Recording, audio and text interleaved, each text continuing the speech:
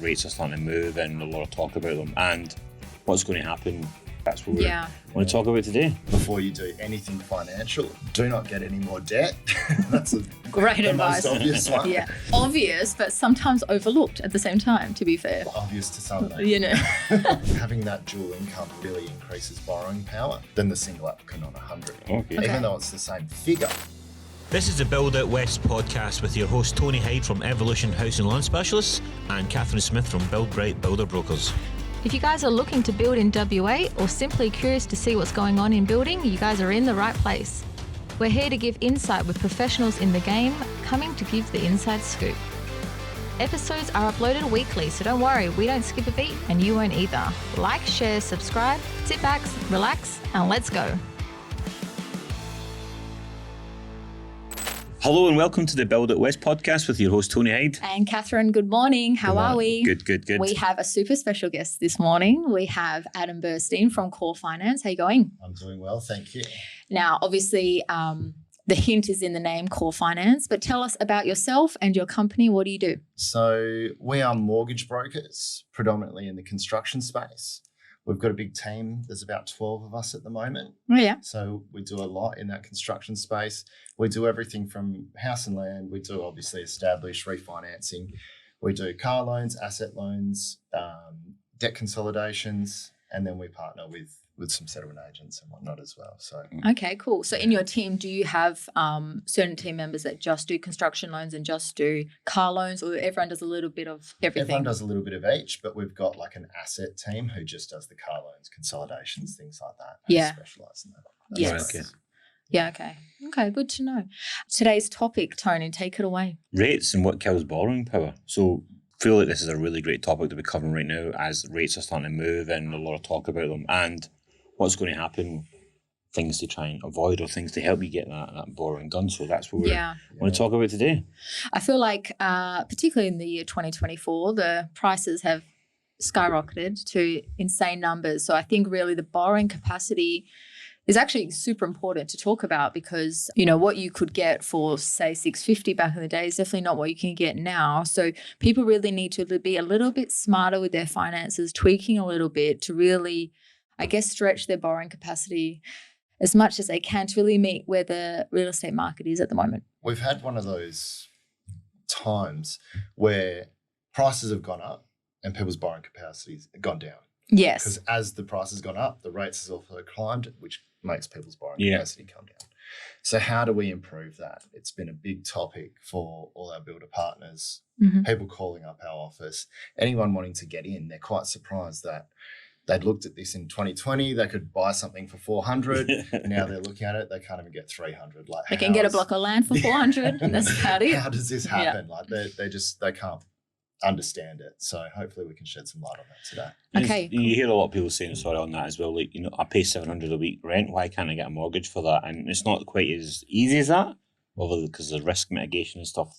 But this is what we'll uncover. Yeah. Because that's the question I got. I'm paying $700 a week rent. Yeah, but it's not quite as simple as, and I get it, but, you know, this is what we want to unearth. Yeah. So let's just start with, I guess, some generic advice, if you will, on how they can sort of increase their borrowing power. So look, I suppose the general thing when someone comes in to see us would basically stop before you do anything financial.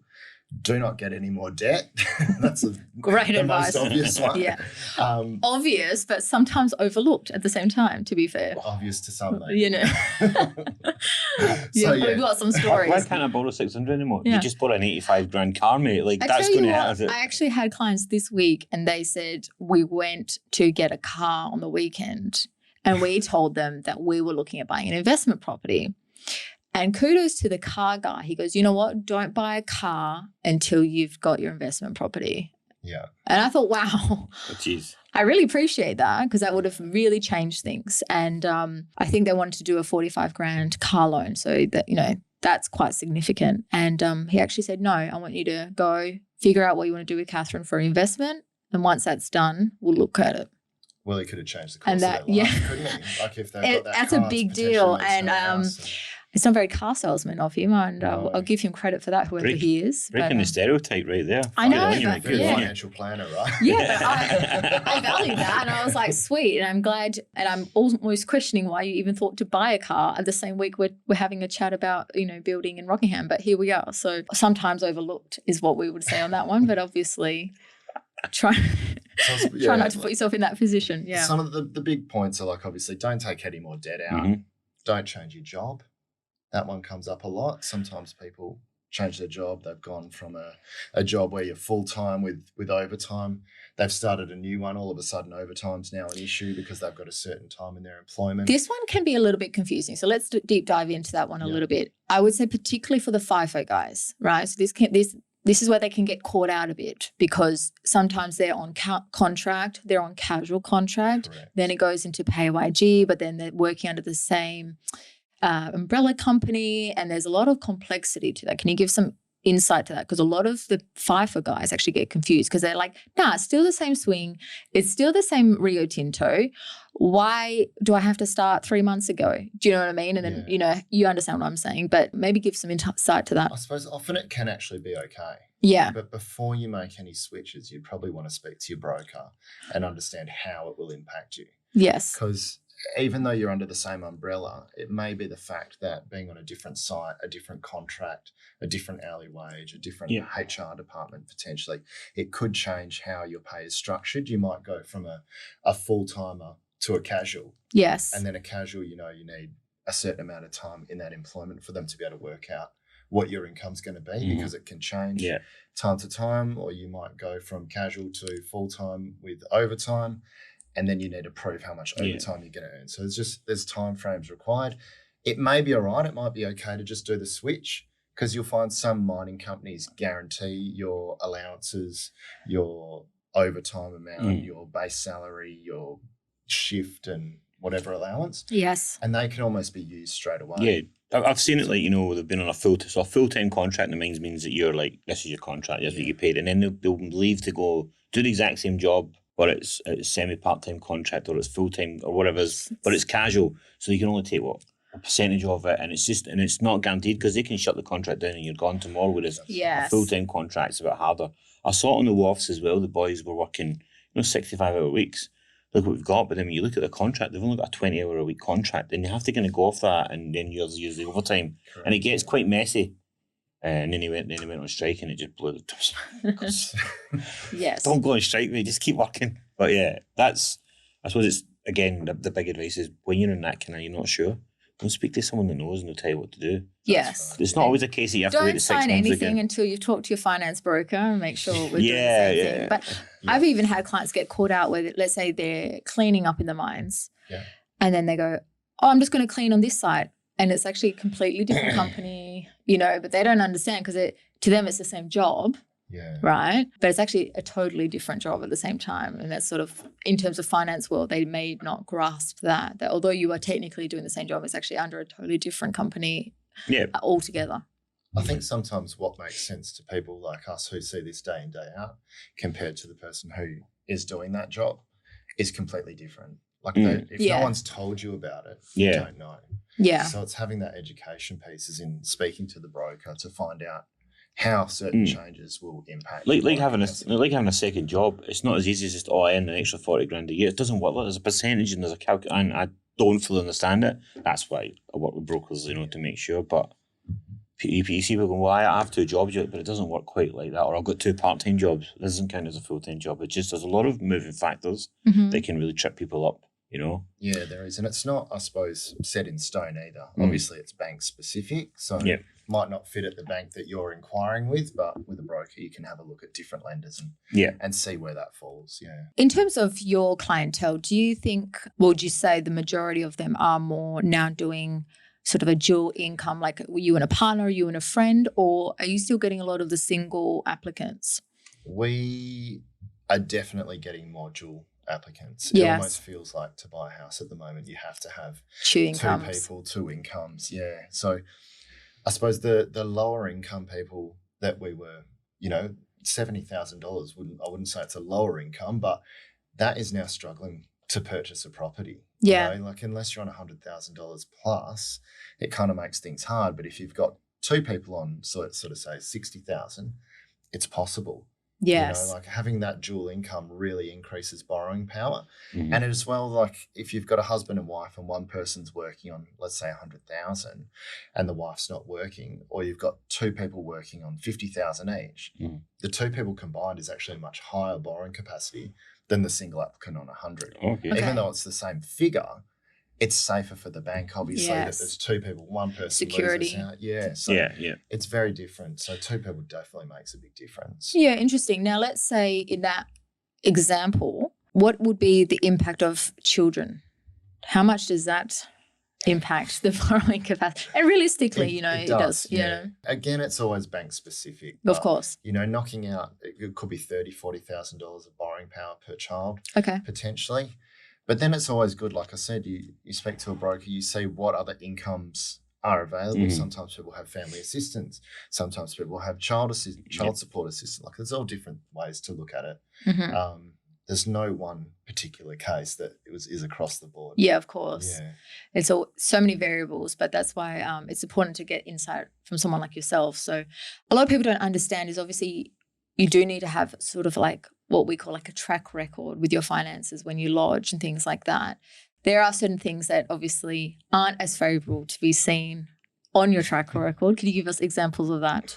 Things to avoid 3 months prior. This is literally on your lodging. bank statements. This is literally what they can see in the bank statements. Yeah. So obviously high spending in any capacity can be an issue, but betting is your number one. Anything to do with sports bet, it's obviously you're not controlling your money well.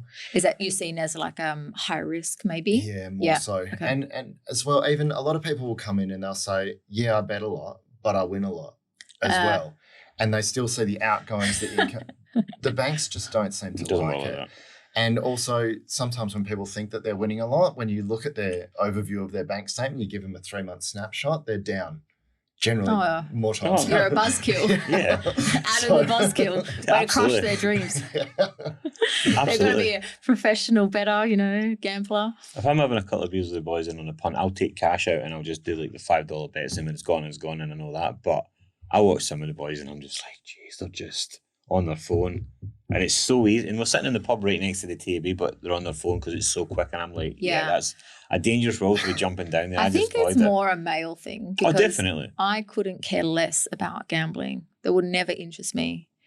But maybe it's more a men thing. Hey? There's quite a few girls out there love gambling as well. Yeah. It seems to be a cultural thing. Like even on the mines, like everyone has a drink together and has a bet, and they don't see the harm in it because it's small amounts. And everyone's got a tip. Everyone's got a tip for you. Oh, I've got a tip for you in this one. Everyone's got a tip. The small amounts add up though. Yeah, a man with an opinion. This is it. Yeah. Oh, here we go. Let's just cut that one out. Let's not start that. So besides sports bet and all the fun ones, what else is something else we need to obviously monitor? Things like that when we're looking at getting a loan. Anything in regards to like, Uber Eats. Oh, yeah. Okay. OnlyFans. Afterpay. Yes. Afterpay is a big one, I think, because essentially spending money you don't have, right? You have to put yourself on a payment plan. So that's never favourable. Afterpay doesn't seem to be a huge issue because they know that there's, a term. That there's a plan. Paid off. Yeah. Okay. So, look, I reckon one of the biggest issues, if we're talking about issues to come up, is people getting payday loans. Okay. So you go to Cash Converters, you go to Cash Stop, I don't know, the other ones that you see, Sunshine Loans, all those type of things. If a bank sees that automatically in their head says this person can't afford to live. Yes. And people are often not educated on the fact that, they might say, okay, look, I need a quick $1,500 to go on holidays with my family. Well, I'll go to Cashies, I'll go and grab the $1,500 and off we go. But with the rate that's 50% that comes with that, it's not a good thing. But when the bank starts looking at it, they're like, why has that person gone and got a $1,500 debt? And now they're paying that back, which is going to be $5,000-$6,000. Particularly if it's more than once, yeah. If there's a few inquiries on it, doesn't look good. If there's more than one, I suppose, payday lender, it definitely doesn't look good. Even if there's one. Yes. It's not a good sign. Yes. So that's probably something to think about before you go and commit to anything like that. Another thing, I'm just going really off topic, but it made me think about it. I guess like Centrelink and things like that. So a lot of the time people will be on like Family Tax A And they don't really understand why that can't be part of their borrowing income sort of thing. Yeah. Yeah. So like family assistance. Correct. Yeah. So and what's the rent one called? Rent assistance. the rental assistance. Yeah. Yeah. So like family assistance can be part of of your income depending on the age of your children. Okay. So they take that into account. However, things like rental assistance, obviously, if you move into a property, you will no longer have rental assistance. Yep. So you don't get that as part of your income. Common sense, not so common, but here we are, yes. But yeah, things like that. Single parent payment is often a big one. Okay. Most lenders don't want to look at that. There are very few that will take that into consideration. Mm-hmm. Do they accept child support? So I know there's a couple of different types. You can have the court-ordered child support, or you've also got like the private ones where they just, are they both seen the same or differently, or like how does it work? They're seen differently. However, it seems that a lot more lenders at the moment are starting to come around with the private child support. Right, okay. As long as you can get some sort of letter from a solicitor to say that this is the agreement, Right, okay. and you can see proof that there's So if there's payments over 3-6 months. Yeah, so yeah, okay. Yeah, so and they would look at it. It's got to be, regimented and similar. So it does make a big difference. Yeah. Having a court-ordered child support, I suppose you could say, or a CSA agreement is more beneficial because you know what it's supposed to be. Yeah. Yeah. But unless that money's actually getting paid, you can't use it either. So Okay. there's- So there has to be evidence and proof. So like I've just because I've always been the rule of thumb. If it's court ordered, then it's a lot more healthier than private. It is, yeah. That was I was like private, and I was we don't really use it, or they will look at it. It has to be regimented. Then when you start going down that road, you're like, I think it's always going to be a case by case. And I think that's why you really need to talk to a finance broker about that, because one is case by case for the client, but case by case for each bank as well. So it's almost these two parts of it, So and this is what I say: don't sign anything till you spoke to a professional. I still see it. I still see people signed on this land. Have you been to a broker? No, you have no idea how much you can borrow. No. Yeah, but I'm on 100 grand, so it's fine. Yeah, but I've got a car and 2 kids here. You're on about 60 grand then. Do you know what I mean? Like it's how you lose deposits. Yeah. Yes, Yeah. yes. And you bust your ass to make a 2 grand deposit, and then you can't get Yes. it back, right? Yeah. But on top of that, I guess, not everyone, but there's definitely that culture where a lot of high earners are high spenders, Correct, yeah. and that's the catch with it, where a lot of people might have, I guess, unnecessary assets in terms of toys that is not going to be looked at favorably either. Few things on that, like obviously lifestyle creep is very common. Like the higher income earners are generally the ones who have the most debt and the lowest savings. Yeah, funnily okay. enough, okay. But they generally have assets to go along with that, being, cars and boats and jet skis and what have you. It's a typical WA life. I know, It we're was so- 4x4, jet ski, boat. Like, But on the other side of that, if you are a high income earner, you're also expected to have a certain level of savings to make the application. Okay. Because if you don't, it obviously means you're spending too much You're money and you cannot afford question what mark, you're looking yeah. to do. So there's more onus on those people Yeah. to have more, okay. which I suppose makes it a little bit more difficult for them. But we do see a lot of high income earners coming through, especially people in the mines, just basically coming with nothing.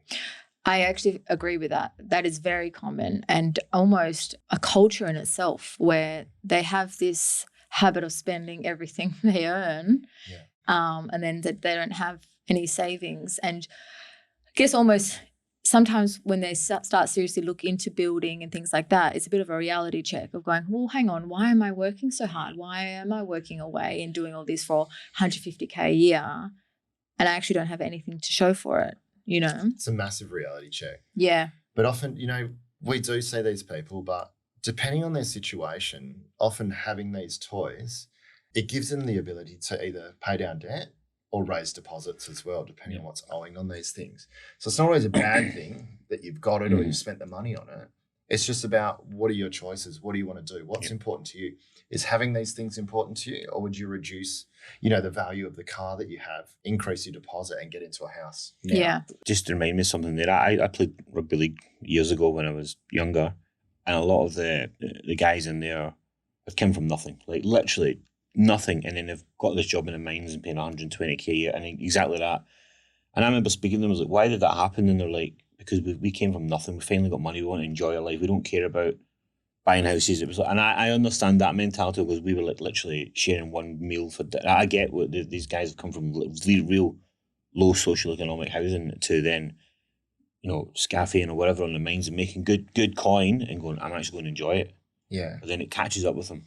You see them going, they'll come to me and go, tons of how do we get in a house? And you go, you need some, and you look at them and go, you've got nothing, And there's a couple of ones I've done for some of the boys as well, is to get it over the moving stuff around and taking a little bit of my comms and just making things to happen, talking to the builder really nicely, can we do this that way? And I understand where that's came from, but it catches up with them, it caught up with all of them, like shit. I suppose the big thing, it's education, isn't it? Yeah. If they are not aware of what they're doing with their money and what that means for them in the future, it's the easiest way is just to do what you want to do, right? And owning their own house, a lot of these people was like I've never owned my own house. I can never get in. And you're going, you're making enough money that you can actually own your house, and you see them, but what? Like it's crazy, right? So I don't know why I brought that up, but it was just like, some people just, I understand their mindset, rightly or wrongly. I understand where they're coming from when they've came from nothing, and I mean nothing.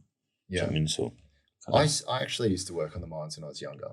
And I feel like there's two ways of thinking of the people out there. One is we're here for a short time. We're going to make the most of this. We're going to really take the money and project ourselves into the future with what we can do financially. Or it's let's have fun. Yes. Yeah. Right? I wonder who regretted that. So, a bit of both, maybe. All right, cool. Well, thanks for joining us today. I hope that gave a bit of insight to the impact you can make on your own borrowing capacity in different ways. So I think the message for today really is, if you are looking at getting a loan, you really need to talk to a finance broker and break down exactly what you can do to obviously maybe increase your borrowing capacity and obviously get it over the line. I think that's when things to come. Yeah, just talk to a broker and be educated around what's possible, and then from there you can make decisions on what you want to do. There's 100 options out there, right? Yeah. Don't try and do it on your own. Go and get the help and be committed. Okay, great. Well, like, share, follow as always, and we'll speak to you soon. Okay, bye. Bye. This is the Build Out West podcast with your host Tony Hyde from Evolution House and Land Specialists and Catherine Smith from Build Bright Builder Brokers. If you guys are looking to build in WA or simply curious to see what's going on in building, you guys are in the right place. We're here to give insight with professionals in the game, coming to give the inside scoop. Episodes are uploaded weekly, so don't worry, we don't skip a beat and you won't either. Like, share, subscribe, sit back, relax, and let's go.